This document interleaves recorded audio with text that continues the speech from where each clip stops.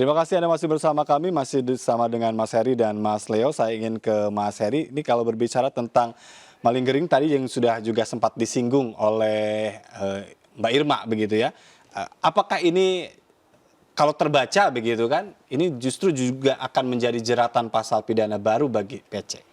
Iya, tentu ya. Ada peluang sekali lagi. Saya tidak berusaha untuk mendorong ke arah Ya, sana, tapi ada peluang kalau kita melihat dalam konsepsi obstruction of justice, menghalang-halangi proses penyidikan. Obstruction of justice itu sendiri berarti ada upaya untuk menyembunyikan suatu kejahatan. Nah, ini juga kejahatan itu sendiri ya, Mas ya, ya. Walaupun nanti ancaman pidananya nggak tinggi, menurut saya masih dalam tahapan yang rendah begitu. Tapi ini adalah perbuatan pidana. Biasanya kita mengenal istilah obstruction of justice ini dalam tindak pidana korupsi. Tapi kalau saya tidak salah di KUHP pasal 221 KUHP itu juga ya. sudah mengatur terkait dengan obstruction of justice tadi.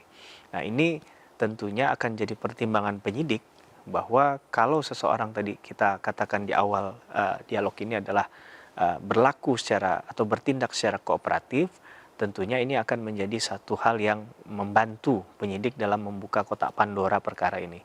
Tapi kalau tidak, maka ini kan tentunya akan menjadi pertimbangan penyidik bahwa orang ini tidak kooperatif begitu, dan kemudian akhirnya akan menyulitkan untuk menemukan kebenaran atau fakta yang sebenarnya.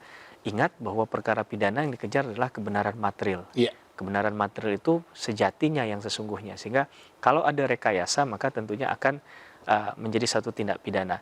Tapi persoalan yang kadang terfikirkan oleh saya adalah apakah sebenarnya KUHP kita sudah mengatur yang disebut dengan fabricated evidence atau suatu kasus yang direkayasa atau bukti yang direkayasa.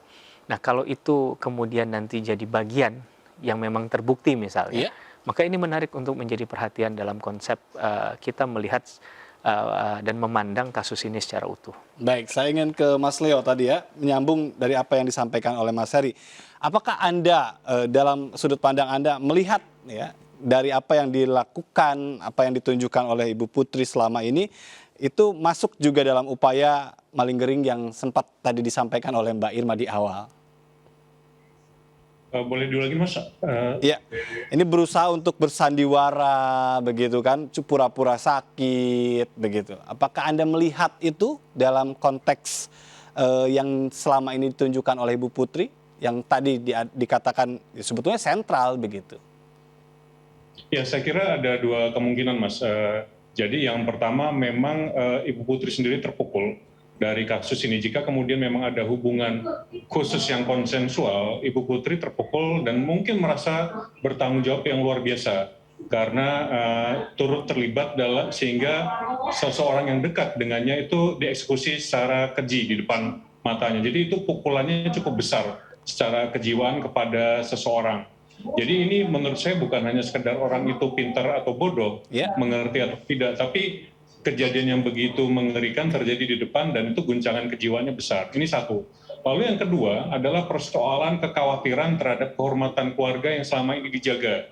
Dan ini juga akan menjadi faktor penekan yang luar biasa secara kejiwaan terhadap Bu Putri. Jadi saya melihatnya masih begitu, Mas. Baik, tapi sangat wajar ya jika seseorang yang bermasalah dengan hukum akan mencoba mencari segala cara melakukan berbagai upaya untuk bisa lolos dari pertanggungjawaban pidana ya. Hampir semua pelaku kejahatan yang saya kenal, saya wawancara, selalu memiliki kecenderungan untuk memperingan diri atau menutupi fakta-fakta yang akan memberatkan kasusnya, Mas. Baik, sejauh ini yang Anda lihat begitu kan dari analisa Anda begitu dari apa yang ditunjukkan oleh seorang tersangka PC ini bagaimana?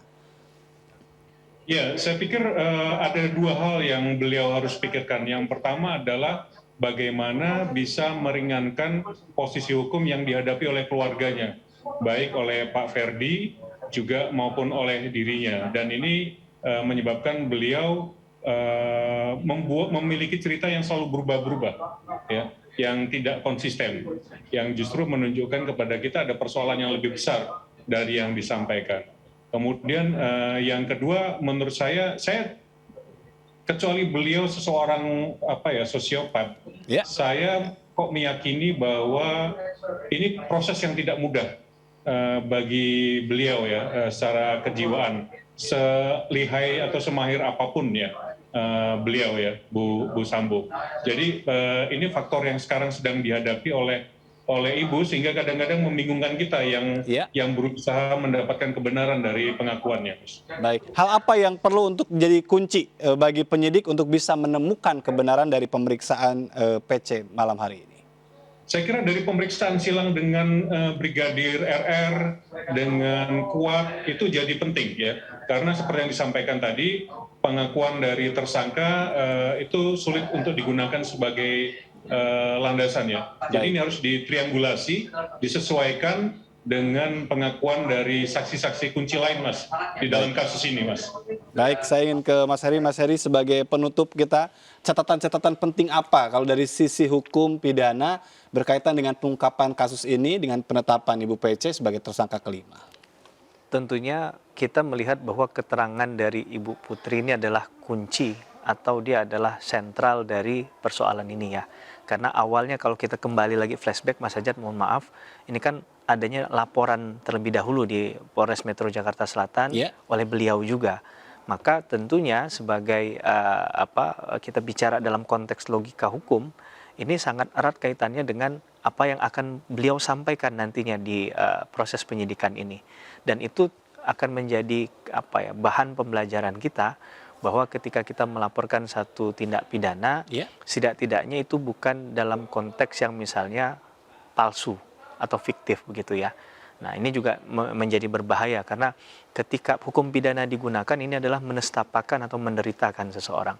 Tentunya kebenaran material ini harus benar-benar dicari sehingga keadilan substantifnya diperoleh, bukan lagi kita bicara dalam tataran proseduralnya saja. Baik. Proseduralnya sudah, hukum acara sudah berjalan, tinggal kita melihat adakah kebenaran, keterbukaan, kejujuran itu sebagai jalan untuk menemukan keadilan substantif. Dan kalau tidak kooperatif, nampaknya banyak juga ya jeratan-jeratan hukum yang bisa disandangkan kepada Ibu Putri. Tentunya kita tidak menginginkan beliau memilih jalan itu ya. Jadi beliau menjelaskan sesuai dengan apa yang beliau ketahui. Begitu, Mas. Terima kasih atas waktunya, Mas Heri. Terima kasih, Mas Leo, sudah bergabung bersama kami malam hari ini. Dan pemirsa, kita harus akhiri perbincangan kita malam hari ini. Selesai sudah MNC News Prime. Dan saya mengajak Anda untuk berbagi untuk masyarakat yang terdampak bencana di tanah air melalui program MNC Peduli. Tetap patuhi protokol kesehatan. Saya Ajatul Ratma, sampai jumpa.